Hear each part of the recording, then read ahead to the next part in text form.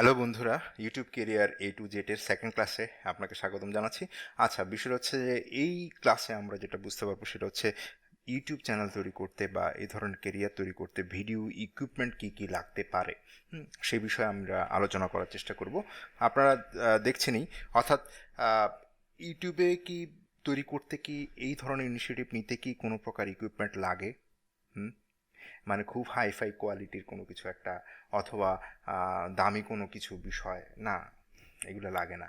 আপনার মূলত হচ্ছে প্রারম্ভিক ক্ষেত্রে আপনার সবচেয়ে বড় ইম্পর্টেন্ট হচ্ছে আপনার কন্টেন্টটা কি হচ্ছে, সেই কন্টেন্টটাকে মানুষ বুঝতে পারছে কিনা। ইউটিউব কখনোই বলে না যে আপনাকে দামি ক্যামেরা ট্যামেরা নিয়ে আপনি ঝাঁপায় পড়েন, ঠিক আছে?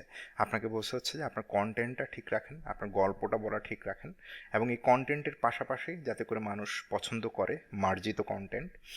তারপরে আপনি জাস্ট সামান্য একটা মোবাইল ফোন দিয়েও আপনি অনেক ভালো কিছু করতে পারেন, ঠিক আছে? এটা কিন্তু আমরা যখন নতুন ইউটিউবিং শুরু করছি আমরা তখনও কিন্তু এখনও প্রায় আমরা মোবাইল দিয়ে ইউজ করে থাকি, ঠিক আছে? সো মূলত আপনার পারফেক্টলি কন্টেন্টটা দরকার। হুম আর হচ্ছে যে ভিডিও কোয়ালিটি, ঠিক আছে?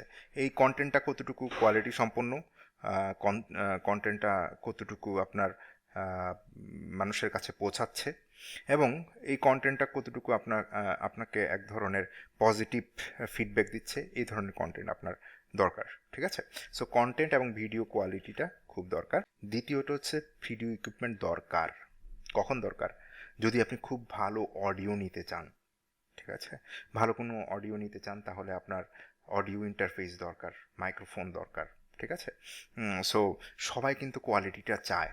প্রথম অবস্থায় দর্শকদেরকে বোঝাতে পারলেন যে না, আপনি কন্টেন্ট তৈরি করতে পারবেন, দেখবেন একটা সার্টেন সাবস্ক্রাইবার আপনি পেয়ে গেছেন এবং সার্টেন ভিউ আপনি পেয়ে গেছেন, কিন্তু এরপরে এটাকে ইনক্রিজ করতে হলে আপনাকে অবশ্যই কোয়ালিটিটা দরকার, বিশেষ করে সাউন্ড কোয়ালিটি, ভালো মাইক্রোফোন, এগুলো দরকার। এসব সব বিষয় নিয়ে কী কী ধরনের মাইক্রোফোন আপনি ইউজ করতে পারবেন এবং কী কী ধরনের ইকুইপমেন্ট আপনি জানবেন, পেতে পারেন, সেগুলো আমি কিন্তু পরবর্তী স্টেপ বাই স্টেপ ভিডিওতে আমি দিয়ে দিয়েছি। এবং আপনাকে লক্ষ্য রাখতে হবে আপনি যে কন্টেন্ট তৈরি করছেন, যে জিনিসটা তৈরি করছেন, সেই কন্টেন্টটার কম্পিটিটর কারা। সাপোজ আপনি মনে করেন যে রান্নার চ্যানেল তৈরি করতেছেন, ঠিক আছে? তাহলে রান্নার চ্যানেলের কম্পিটিটরকে সবচেয়ে ভালো চ্যানেলগুলো কোনটা বাংলাতে, বা আপনি যে ভাষায় করতে যাচ্ছেন, সো তাদের সাথে কম্পিটিটর হিসাবে আপনার তার গ্রাফিক্যাল ভিউ থেকে শুরু করে অন্যান্য বিষয়গুলোকে আপনাকে একটু অবজার্ভ রাখতে হবে, তাহলেই আপনি একটা সার্টেন টাইমের পরে গ্রো করতে পারবেন। হুম এরপরে যেটা হচ্ছে ভিডিও সেট আপ, আপনি কোন ধরনের ভিডিও সেট আপ আপনি করতে চান। মানে ভিডিও অনেক ধরনের আছে, কী কী ভিডিও আপনি তৈরি করতে পারেন, এই বিষয় নিয়ে আমরা নেক্সট ক্লাসে আমরা আলোচনা করব পার্ট 3-তে, ঠিক আছে? তো আজকে যে বিষয়গুলো আলোচনা করলাম সেগুলো তো বুঝতে পারছেন, টেনশন করার কোনো কিছু না, এত ইকুইপমেন্ট নিয়ে ভাবার কোনো কিছু না।